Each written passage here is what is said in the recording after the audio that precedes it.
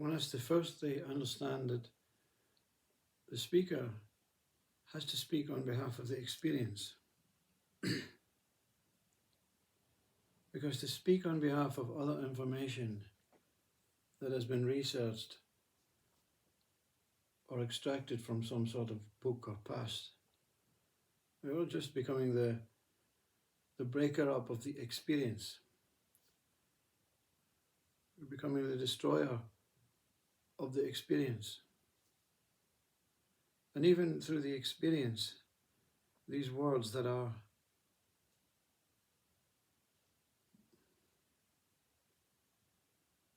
pretty inadequate to describe the true experience is the only thing we have to share an experience. And even this is wrong. Even this speaker sitting here is wrong. Because to share an experience is to break it up as if there's my experience and your experience. But when you experience the whole experience, meaning the dissolution of mind, you see that there is only one experience. The birth of mind gives itself an entry to experience. The experience is to realize the birth of mind.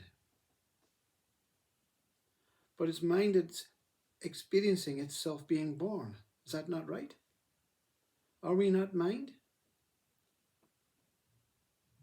Do we not speak as if we are mind?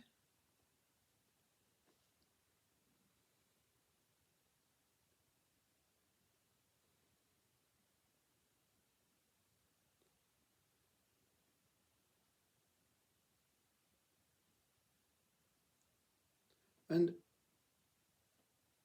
from the aftermath of the experience, which never really subsides, but something tries to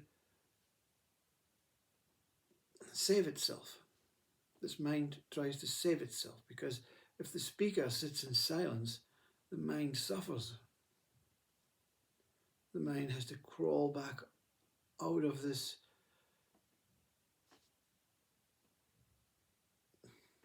annihilating experience that it has just experienced.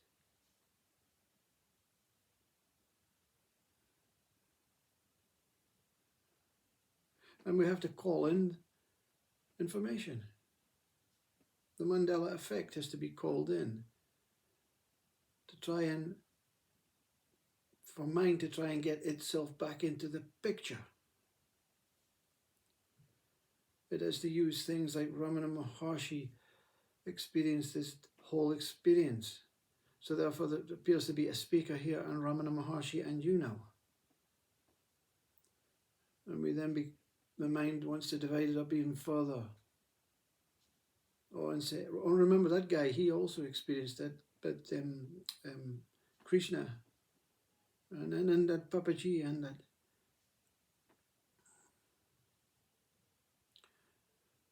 So what's the purpose, you see? What's the point? Well, there is no point, you see, that's the whole experience.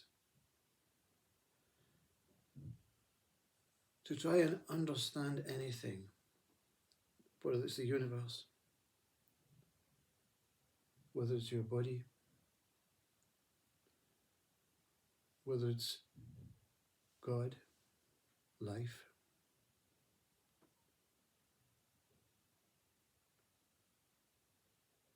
is the problem.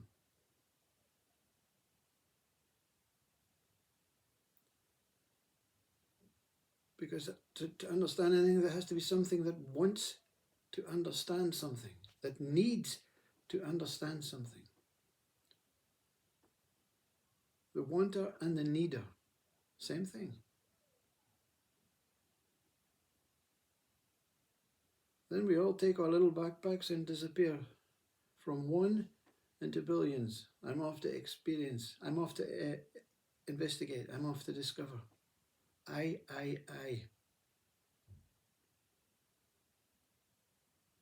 And then some random old fool tells you the truth. The truth is before your eyes. But the conditioned educational version of mind that you take this statement as may say, the truth is before my very eyes, meaning these eyes, and the truth is out there.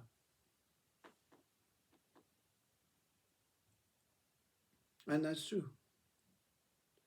But that's the only one that you want to follow. I want to follow and find the truth out there, into the universe, into the heavens, into the landscape, into the body, because the one that's speaking is beyond the body. Because truth is before the eyes, and the eyes are part of the body. So that what even sees the truth out there as a version of the truth out there is seeing through something else that it has to investigate, these eyes. Because these eyes cannot be true. If they are, of course, out there they are. Out there, the eyes are true. Because the truth is before the very eyes. But what is the other alternative is that no one seems to get any want or need or desire to understand is the truth is before the very eyes. But not these eyes, that I that we use every day. I am Graham. I am a person. I am discovering. I am here. I am a Scotsman. I live in a house. I have a car. I am married. I. What does do?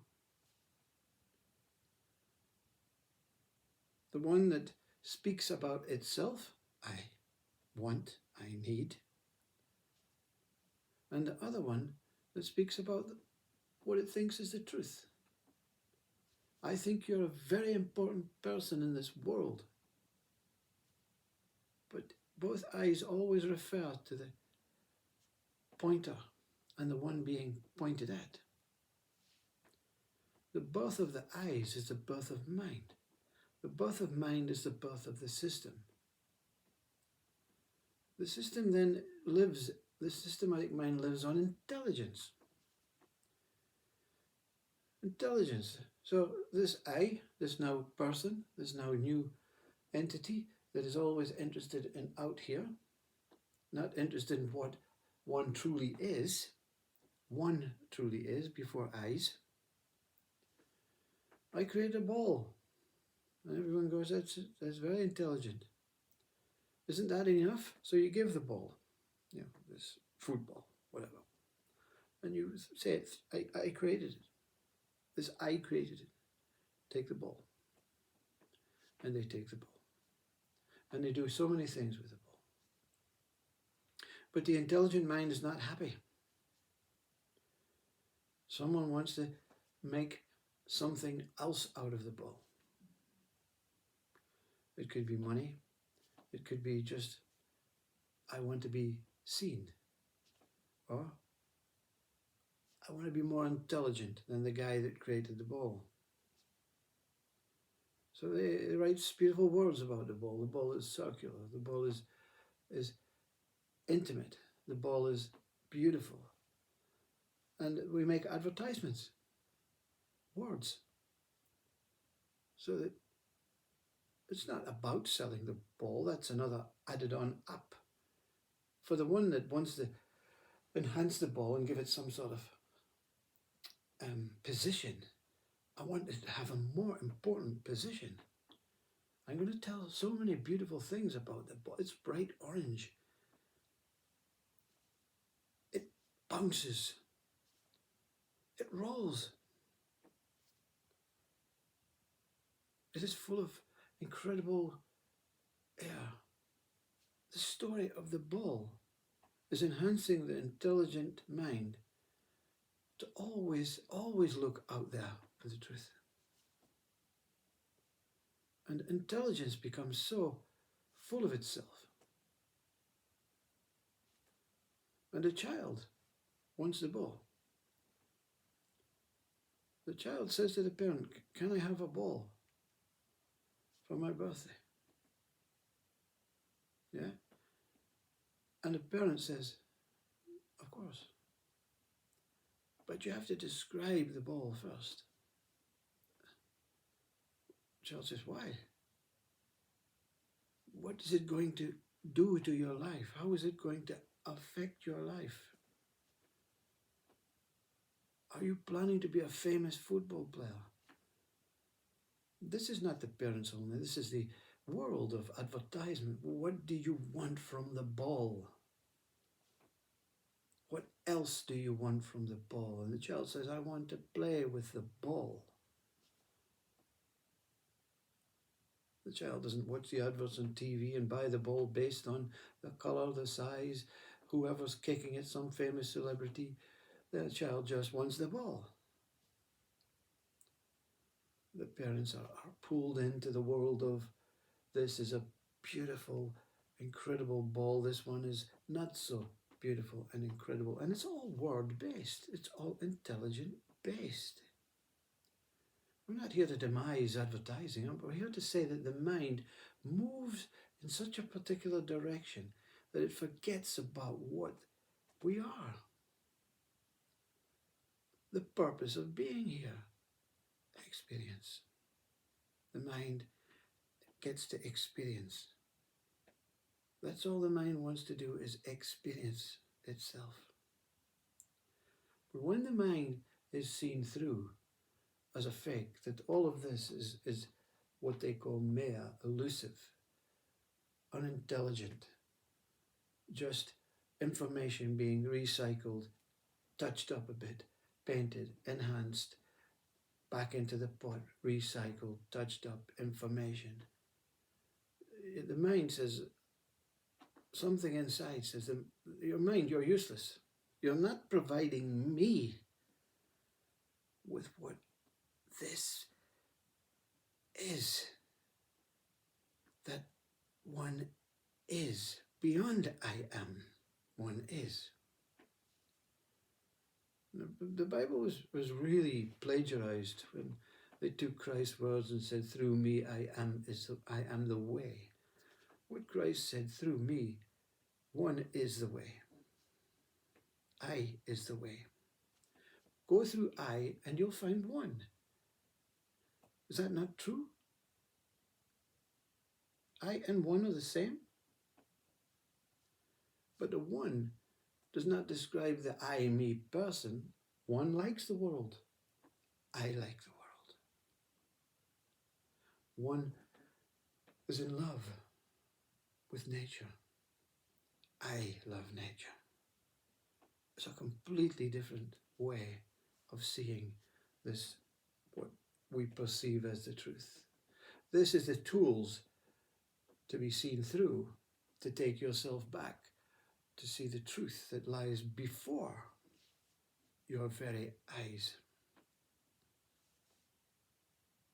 If you discover the truth before I, which is not the one that is looking, not the one that will be discovered, not that minuscule experience of an angel or God, but the whole experience of the birth of mind that Rumi speaks about, that is all here for all of us to experience. But when we say all of us experience, it means that there's one whole experience. We're not saying there's millions of experience to lead to this whole experience. The millions of experience are born from the whole experience, and these millions of experiences is called mind, information, intelligence. To the enlightened one, it's called bullshit. It's just an act of keeping you amused, keeping you looking, searching, building up the intelligence, the system, the mandula effect of being controlled. If you like being controlled, that's fine. Stay into this external world. No one can escape the external world, but one can live truly as what one is, and not what one thinks it is. The thinking is done by the mind. Before the thoughts is what we call bliss. Contented, transcendental, deep and pure bliss. That never is not temporary anymore. It's permanently within you. Muji calls it the kiss within. It doesn't stop, not even for one moment. Namaste.